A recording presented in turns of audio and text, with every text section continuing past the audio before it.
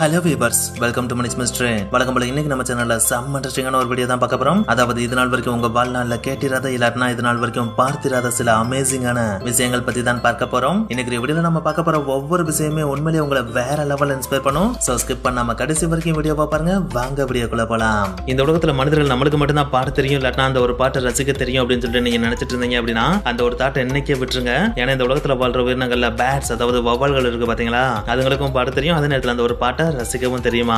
அதுக்காக அந்த பாட்டு சினிமா பாட்டு அப்படின்னு அர்த்தம் கிடையாது. வௌவால்களே தன்னோட ஒளிய பாட்டு மாதிரி பாடுமாம். அந்த ஒரு பாட்டை சில வௌவால்ஸ் ரசிக்கவும் செய்யுமாம். இதை சும்மானு சொல்லல, ரிசர்ச்சர்ஸ் பயங்கரமா ரிசர்ச் பண்ணி தான் கண்டுபிடிக்கவே செஞ்சிருக்காங்க. குறிப்பிட்ட வௌவால்களோட ஒளியை ஃப்ரீக்வெண்டா அனலைஸ் பண்ணி பார்த்ததுல அது நார்மலா எழுப்புற ஒலிக்கும் சில ஒலிக்கும் வித்தியாசம் இருந்துச்சு. அதாவது நம்ம எப்படி ஒரு வார்த்தையை பேசுறதுக்கும் பாடுறதுக்கும் வித்தியாசம் இருக்கும் பாத்தீங்களா, அதே மாதிரி வௌவால் எழுப்பின சில ஒலிகள் பாடுற மாதிரியே ஃபார்மேட்ல இருந்துச்சாம். அதை இன்னும் கொஞ்சம் டீப் அனலைஸ் பண்ணி பாக்குறப்ப தான் தெரிஞ்சு ஆண் வௌவால் இருக்கு பாத்தீங்களா, அது பெண் வௌவால் அட்ராக்ட் பண்ணி இழுக்கிறதுக்காக தான் இந்த மாதிரி பாடவே செய்யுது அப்படின்னு சொல்றாங்க. அதுலயும் பெண் வௌவால் எந்த ஒரு ஆண் வௌவால் பயங்கர அழகா பாடுதோ அந்த வௌவால் கிட்ட தான் போகவே செய்யணும். பாத்துக்கங்களேன், உண்மையிலேயே இந்த ஒரு விஷயம் செம்மையா தானே இருக்கு. இறைவன் தூண்லே இருப்பாரு துரும்புல இருப்பாரு அப்படின்னு நம்ம கேள்விப்பட்டிருப்போம். அது இறைவன் மட்டும் கிடையாது, இன்னொருத்தனும் தூண்லே இருக்கான், துரும்புல இருக்கான், ஏன் மலையோட உச்சிலே இருக்கான், கடலோட ஆழத்திலே இருக்கான், கடினமான பாறைக்குள்ளே இருக்கான், உருகிற பனிக்குள்ளே இருக்கான். அப்படி யார் அவன் இருக்க எல்லா இடத்துலயும் இருக்கான் அப்படின்னு தானே நீங்க கேக்குறீங்க. அவன் வேற யாரும் கிடையாது, நம்ம பாக்டீரியா தான். ஏன் இவன் ரேடியோ ஆக்டிவ் வேஸ்ட்ல கூட இருக்கானா பாத்துக்கோங்களேன். அப்ப இவன் எவ்வளவு பெரிய ஆளா இருக்கான்னு நீங்களே யோசிச்சுக்கோங்க. ஓகேவா?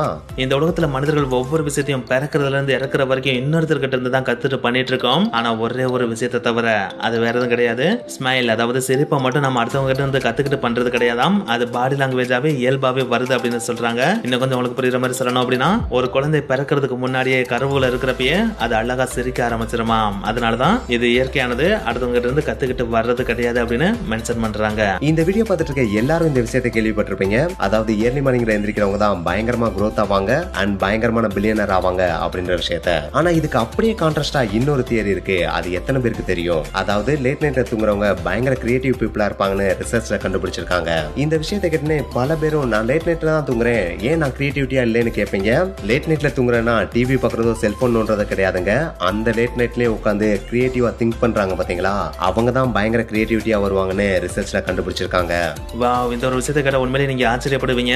ஏன்னா இப்ப நம்ம பிறக்கிற எல்லா குழந்தைகளுக்குமே போலியோ சொட்டு மருந்து அப்படின்ற ஒன்று ஊத்துறாங்களே, அந்த ஒரு போலியோ சொட்டு மருந்தை கண்டுபிடித்திருந்த நபர் மட்டும் அந்த ஒரு போலியோக்கு பேட்டன்ட் வாங்கி வச்சிருந்தாரு அப்படின்னா இந்த உலகத்துல நம்பர் 1 பணக்காரர் என்ன, அந்த நம்பர் 1 பணக்காரரை விட பன்மடங்கு பணக்காரரா அவர் இருந்திருப்பாரு. ஆனா அந்த ஒரு விஷயத்த போலியோவை கண்டுபிடிச்ச நபர் செய்யவே இல்லையாம். ஏன் இந்த போலியோக்கு நீங்க பேட்டன்ட் எடுக்கல, இதை யார் பேர்ல நீங்க பேட்டன்ட் எடுக்கணும்னு ஆசைப்படுறீங்கன்னு சொல்லிட்டு அவர்கிட்ட போய் கேட்டதுக்கு அவர் சொன்ன பதில் என்ன தெரியுமா?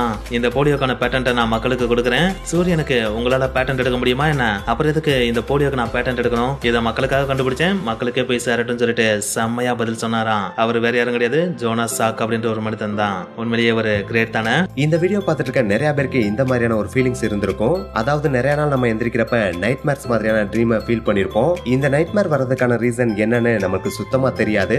ஆனா இப்ப ரிசர்ச்சர்ஸ் இந்த நைட் மேர் வரதுக்கான ஒன் ஆஃப் தி ரீசனை கண்டுபிடிச்சிருக்காங்க.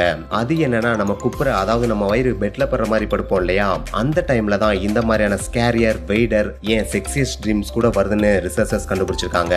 இதுக்குரிய ரீசன் ரொம்ப சிம்பிள் தான். ஏன்னா நம்ம குப்புற படுக்கும் போது பிரெயினுக்கு ரத்த ஓட்டம் கம்மியா போறனால தான் இந்த மாதிரியான எராட்டிக் ட்ரீம்ஸ்லாம் வருதுன்னு ரிசர்ச்சர்ஸ் சொல்றாங்க.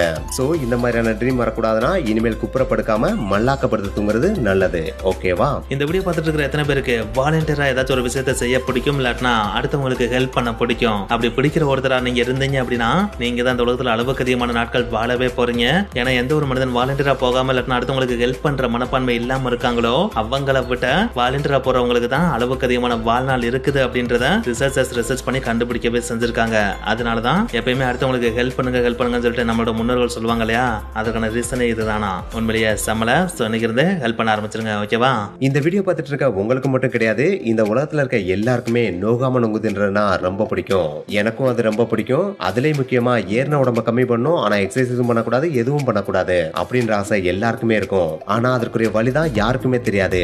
அந்த ஒரு சீக்ரெட் தான் இப்ப நான் உங்களுக்கு சொல்ல போறேன். அதாவது உங்க வீட்டுல இருக்க பனானா இல்லாட்டி கிரீன் ஆப்பிள், அந்த ரெண்டுல ஒன்னு எடுத்து ஜஸ்ட் மோந்து பார்த்துட்டு வச்சிருங்க, உங்க வெயிட் ஆட்டோமேட்டிக்கா கம்மியாயிரும். இந்த விஷயத்தை கேட்கிறப்ப என்னடா காமெடி பண்றியாடா அப்படின்னு உங்களுக்கு தோணலாம். ஆனா நீங்க இதை சாப்பிட்டுட்டு மோந்து பார்க்க கூடாது, நல்லா பசியா இருக்கப்போ மோந்து பார்க்கணும். ஏன்னா இந்த பழங்கள்ல இருக்க பெரிய பவரே இதோட ஸ்மெல்லே நம்ம பசியை கட்டுப்படுத்திடுமா. இதை நான் சொல்லலைங்க, ரிசர்ச் பண்ணி கண்டுபிடிச்சிருக்காங்க. இப்பே நீங்களும் போய் ட்ரை பண்ணி பாருங்க, நானும் போய் ட்ரை பண்ணி பாக்குறேன். ஓகேவா? வாவ், எத்தனை பேருக்கு குட்டி தூக்கம் அதாவது நேப் ஸ்லீப் பண்றதுக்கு ரொம்ப பிடிக்கும்? உங்களுக்கு பிடிக்கும் அப்படின்னா அடுத்தவங்க தூங்கு மூஞ்சின்னு சொல்றாங்க அப்படின்றதுக்காக அந்த ஒரு நேப் ஸ்லீப்பை மட்டும் விட்டுறாதீங்க. ஏன்னா இந்த ஒரு குட்டி தூக்கம் போடுறதுனால ஹார்ட் சம்பந்தப்பட்ட ப்ராப்ளம்ஸ் இருக்கு பாத்தீங்களா, அந்த ப்ராப்ளம் வரதுக்கான பாசிபிலிட்டி ரொம்ப ரொம்ப கம்மி அப்படின்னு சொல்றாங்க. இன்னும் கொஞ்சம் குறிப்பிட்டு சொல்லணும் அப்படின்னா குட்டி தூக்கம் போடுறவங்கள 48% பேருக்கு ஹார்ட் சம்பந்தப்பட்ட ப்ராப்ளம் வர்றதே கிடையாதான். சோ இனிமேல் தூங்கணும்னு தோணுச்சுன்னா குட்டி தூக்கம் யோசிக்காம போட்டுருங்க. ஓகேவா? நம்ம வீட்டுல இருக்க பெரியவங்க எல்லாருமே சாக்லேட் சாப்பிடாத, சாக்லேட் சாப்பிட்டா பல்லு சொத்தையாரும் அப்படின்னு பயமுறுத்திட்டே இருப்பாங்க. அதனாலே நம்ம சாக்லேட் சாப்பிடறத அவாய்ட் பண்ணிருப்போம். ஆனா இந்த சாக்லேட்லயும் பல நல்ல விஷயங்கள் இருக்கு. அதுலயே முக்கியமா படிக்கிற பசங்க படிக்கிறதுக்கு முன்னாடியோ இல்லாட்டினா டெஸ்ட் எழுதுறதுக்கு முன்னாடியோ இந்த சாக்லேட்டை சாப்பிட்டு போனா படிக்கிறது எல்லாமே டக்கு டக்குன்னு மண்டையில ஏறும். அதே மாதிரி டெஸ்ட் எழுதுறப்ப படிச்ச எல்லாமே டக்கு டக்குன்னு ஞாபகத்துக்கு வருமா. இதை நான் சொல்லலைங்க, ரிசர்ச் பண்ணி கண்டுபிடிச்சிருக்காங்க. சோ இனிமேல் எக்ஸாம் எழுதுறதுக்கு முன்னாடி சாக்லேட் சாப்பிட்டு போனீங்கன்னா ஹை கிரேட்ல பாஸ் ஆகலாம். ஓகேவா? அட்டேங்கப்பா, இந்த வீடியோ பார்த்துட்டு இருக்கிறவங்களுக்கு சாக்லேட் சாப்பிடுற பழக்கம் இருந்துச்சு அப்படின்னா அந்த பழக்கத்தை தயவு செஞ்சு விட்டுறாதீங்க, அதை கண்டினியூ பண்ணுங்க. ஏன்னா யார் ஒருத்தர் சாக்லேட் நிறைய சாப்பிடுறாரோ அவருக்கு வயசு அப்படின்ற ஒரு விஷயம் ஆகவே ஆகாதாம். அதாவது ரொம்ப பையாதான் வயசாற மாதிரியே ஃபீல் ஆகுமாம். அது மட்டும் கிடையாது, சில பேருக்கு அலர்ஜின்னு சொல்லிட்டு ஒன்று வரும் பாத்தீங்களா, அந்த மாதிரி அலர்ஜி எப்பயுமே இந்த சாக்லேட் சாப்பிடுறவங்களுக்கு வராது அப்படின்னு சொல்றாங்க.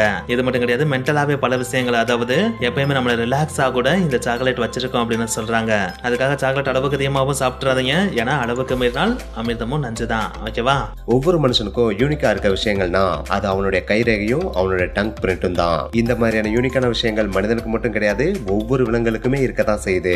அதுல நம்ம கேட்ட எடுத்துக்கிட்டோம்னா அதோட மூக்குக்கு மேல இருக்கும் பாத்தீங்களா சில வரிகள் மாதிரியான அமைப்பு, அது ஒவ்வொரு பூனைக்குமே யூனிக்கா தான் இருக்கும். சோ இனிமேல் உங்க வீட்டுல பூனை தொலைஞ்சு போச்சுன்னா கவலைப்படவே தேவையில்ல, அந்த வரியை வச்சே கண்டுபிடிச்சிடலாம். ஆனா அந்த ஒரு சிஸ்டம் நடைமுறையிலே இல்லைன்றதுதான் இங்க இருக்க பரிதாபமான விஷயமே. வா, இந்த ஒரு விஷயம் உண்மையிலேயே வேற லெவலான ஒரு விஷயம் அப்படின்னு தான் சொல்லியானோ. ஏன்னா இந்த உலகத்துல இருக்கிற எல்லா நாடுகளுமே மக்களோட ஹாப்பினஸ் அப்படின்ற ஒரு விஷயத்தை கால்குலேட் பண்ணாம ஒவ்வொரு வருஷமும் வளர்ச்சிக்கு தேவையான ஜிடிபி அப்படின்ற ஒரே ஒரு விஷயத்தை மட்டும் தான் கால்குலேட் பண்ணுவாங்க. ஜிடிபி நான் வேற எதுவும் கிடையாது, கிராஸ் டொமஸ்டிக் ப்ராடக்ட் தான் ஜிடிபி அப்படின்னு சொல்லுவாங்க. அதாவது இந்த ஒரு விஷயத்தை கால்குலேட் பண்ணா மட்டும்தான் ஒரு நாடு வளர்ச்சி அடைந்திருக்கா இல்லையான்றதையே கண்டுபிடிக்க முடியும். ஆனா இந்த உலகத்துல இருக்கிற ஒரே ஒரு நாடு மட்டும் இதை கால்குலேட் பண்ணாம அதுக்கு ஆல்டர்னேட்டிவா ஜிஎன்ஹெச் அப்படின்ற ஒரு விஷயத்தை கால்குலேட் பண்ணிட்டு இருக்காங்க. ஜிஎன்ஹெச் வேற எதுவும் கிடையாது, கிராஸ் நேஷனல் ஹாப்பினஸ் அப்படின்றது தான் ஜிஎன்ஹெச் அப்படின்னு சொல்றாங்க. இந்த ஒரு எக்ஸ்பான்ஷனை கேட்கறப்ப உங்களுக்கு தெரிஞ்சிருக்கும், இந்த நாட்டுல ஒவ்வொரு வருஷமும் வளர்ச்சிக்கு பதிலா தன்னோட நாட்டுல இருக்கிற மக்கள் எவ்வளவு தூரம் ஹாப்பியா இருக்காங்க அப்படின்றது தான் ஒவ்வொரு வருடமும் கால்குலேட் பண்றாங்களாம். கேட்கறப்பயே செம்ம அமேசிங்கா இருக்குல்ல. அந்த நாடு வேற எதுவும் கிடையாது, பூட்டான் தான் இந்த மாதிரி கால்குலேட் பண்ணவே செய்றாங்க. உண்மையிலேயே அந்த நாடு வேற லெவல் தானே. இந்த ஒரு விஷயத்த நீங்க என்னைக்காவது திங்க் பண்ணிருக்கீங்களா? நம்ம ட்ரீம் பண்றப்ப நம்மளால ரீட் பண்ணவும் ரைட் பண்ணவும் முடியாது. சப்போஸ் நம்மளால ரீட் பண்ணவும் ரைட் பண்ணவும் முடிஞ்சா நம்ம ட்ரீம் அப்படியே நோட்ஸ் எடுத்து அதை நம்மளால ரிமைண்ட் பண்ணி பார்க்க முடியும் இல்லையா? ஆனா ஏன் இதை நம்மளால பண்ண முடியல? இதற்குரிய ரீசன் ரொம்ப சிம்பிள் தான். ஏன்னா ட்ரீமிங்கும் ரீடிங் அண்ட் ரைட்டிங்கும் மூளையோட ரெண்டு வெவ்வேறு பகுதியில் நடக்குது. அதுலயும் முக்கியமா இதுல ஏதாவது ஒரு ஃபங்க்ஷன் நடக்கும்போது இன்னொரு ஃபங்க்ஷன் கம்ப்ளீட்டா ஷட் டவுன் ஆயிரும். இன்னும் புரியுற மாதிரி சொல்லணும்னா ட்ரீம் பண்றப்ப நம்மளால ரீடிங் ரைட்டிங் பண்ண முடியாது, அதே மாதிரி தான் ரீடிங் ரைட்டிங் பண்றப்ப ட்ரீமிங் நம்மளால பண்ண முடியாது. இப்ப புரியுதா ஏன் ட்ரீமிங்ல நம்மளால எழுதவோ படிக்கவோ முடியலன்னு? ஓ மை காட், இந்த உலகத்துல நடத்தின இந்த ஒரு ரிசர்ச் உண்மையிலேயே சயின்டிஸ்ட் மட்டும் கிடையாது, உலக மக்கள் எல்லாருமே பயங்கரமா ஆச்சரியப்படுத்துச்சு அப்படின்னு தான் சொல்லியானோ. ஏன்னா பெரும்பாலான மக்களுக்கு இருக்கிற blood pressure, anxiety, depression and confusion மாதிரியான சில விஷயங்களுக்கு ஆல்டர்னேட்டிவா மெடிசின் மாத்திரைகளுக்கு பதிலாக இன்னொரு விஷயத்த பண்ணாலும் அதை கம்மி பண்ண முடியும் அப்படின்றத கண்டுபிடித்தது தான் அந்த ஒரு ரிசர்ச். கிரீனிஸா இருக்கிற பிளேஸ் இல்லாட்டினா மவுண்டன்ஸ் இருக்கு பாத்தீங்களா, அந்த பிளேஸ்ல நம்ம இயர்லி மார்னிங் இல்லாட்டினா ஈவினிங்ல ரிலாக்ஸா வாக் போனாலே இந்த மாதிரியான விஷயங்கள் எல்லாம் மாத்திரை அப்படின்ற ஒரு விஷயத்தை எடுத்துக்காமையே சரியாயிரும் அப்படின்னு சொல்றாங்க. அப்படின்னா நேச்சரோட பியூட்டி எந்த அளவுக்கு இருக்குன்றத நீங்களே யோசிச்சு பாத்துக்கோங்க. சோ இனிமேல் இந்த மாதிரியான ப்ராப்ளம் இருக்கவங்க வீட்டுக்குள்ளேயே அடைஞ்சு கிடக்காம கிரீனிஸா இருக்கிற பிளேஸை பார்த்து வாக்கிங் இல்லாட்டினா ஜாக்கிங் போக ஆரம்பிச்சிருங்க. ஓகேவா?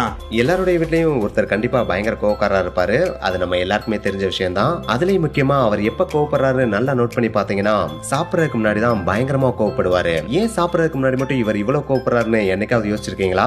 ஏன்னா அதுக்குரிய ரீசனே அதுலதான் மறைஞ்சிருக்கு. யார் ஒருத்தர் ரொம்ப பசியில இருக்காரோ அவர் பயங்கரமா கோவப்படுவாரு. அது மட்டும் கிடையாது, நைட் டைம்ல தூங்காம இருந்தா கூட பயங்கரமா கோவம் வருமா. சோ இனிமேல் யாராவது நம்ம வீட்டுல நைட்ல தூங்காம இருந்தாங்கன்னா அவங்கள அடிய போட்டாவது தூங்க வச்சிருங்க, இல்லாட்டினா அடுத்த நாள் காலையில நம்ம தான் அவங்க கோவத்துக்கு இரையாகணும். ஓகேவா? இந்த ஒரு விஷயம் மேக்ஸிமம் எல்லாருக்குமே தெரிஞ்சிருக்கும்னு நினைக்கிறேன். சப்போஸ் உங்களுக்கு தெரியலனா நானே சொல்லிடுறேன். அதாவது உங்க வீட்டுக்கு முன்னாடி ஏதாச்சும் பிளான்ட் இல்லாட்டினா பூச்செடி வளர்க்குறீங்க அப்படின்னா ஒவ்வொரு நாள் மார்னிங் அந்த பூச்செடி இல்லாட்டினா தாவரத்துக்கு பக்கத்துல போயிட்டு ஏதாச்சும் ஒரு எஃப்எம் ரேடியோ இல்லாட்டினா ஸ்பீக்கரை வச்சு பாட்டு போட்டு விட்டீங்க அப்படின்னா அந்த செடி பயங்கர ஃபாஸ்டா வளருமா. இதுக்கான ரீசன் மியூசிக் தானா. ஏன்னா மியூசிக்கு செடியை பயங்கர ஃபாஸ்டா க்ரோத் பண்ற ஒரு பவர் இருக்கு அப்படின்னு சொல்றாங்க. பூச்செடிக்கு அவ்வளவு தூரம் ஒர்க் அவுட் ஆகுதுன்னா மனிதர்கள் நாம அந்த ஒரு மியூசிக்கை கேட்டா எவ்வளவு தூரம் நம்ம ரிலாக்ஸ் ஆகும் அண்ட் நம்மளோட க்ரோத் எந்த லெவலில் இருக்குன்றதை நீங்களே யோசிச்சுக்கோங்க. ஸோ டிப்ரெஸ் ஆகிற டைம்ல கொஞ்சம் கூட யோசிக்காம கண்ணை மூடிட்டு ஹெட்செட்டை மாட்டிட்டு பாட்டு கேட்க ஆரம்பிச்சிருங்க. ஓகேவா? வா, நான் இப்போ உங்ககிட்ட ஒரு அனிமலை காமிச்சிட்டேன். அந்த ஒரு அனிமலை நீங்களே பாருங்களேன். உண்மையிலேயே செம்மையா வேற லெவல்ல கியூட்டா இருக்குல்ல? அதனாலதான் இந்த ஒரு அனிமலுக்கு இந்த உலகத்துல இருக்கிற பயங்கர ஹாப்பியஸ்டான ஒரு உயிரினம் அப்படின்னு பேரே வச்சிருக்காங்க. இதற்கான ரீசனும் இருக்கு. ஏன்னா இதோட பேஸ்ல பாத்தீங்கன்னா வாய் எப்பயுமே சிரிக்கிற மாதிரி ஒரு தோற்றத்திலேயே இருக்கும். அதனாலதான் இதுக்கு வேர்ல்டு ஹாப்பியஸ்ட் அனிமல் அப்படின்னு பேரே வச்சிருக்காங்க. அந்த பேரை வச்சது வேற யாரும் கிடையாது, நேஷனல் ஜியோகிராபி. ஓகே வியூவர்ஸ், இன்னைக்கு ஒரு வீடியோ முடிஞ்சு. இந்த வீடியோ உங்களை வேற லெவல்ல இன்ஸ்பயர் பண்ணிக்கணும்னு நாங்க நம்புறோம். இந்த வீடியோ உங்களுக்கு பிடிச்சிருந்துச்சுன்னா லைக் பண்ணுங்க. இல்லடா இன்னும் நல்லா இருக்குன்னு உங்களுக்கு தோணுச்சுன்னா உங்க ஃப்ரெண்ட்ஸுக்கும் ஷேர் பண்ணுங்க. அண்ட் மறக்காம மினிட் மிஸ்ட்ரி சேனலை சப்ஸ்கிரைப் பண்ணுங்க. ஓகே गाइस, நெக்ஸ்ட் வீடியோல மீட் பண்ணலாமா? அது வரைக்கும் கொஞ்சம் வெயிட் பண்ணுங்க. Until then, Tata, bye bye. see you. See you.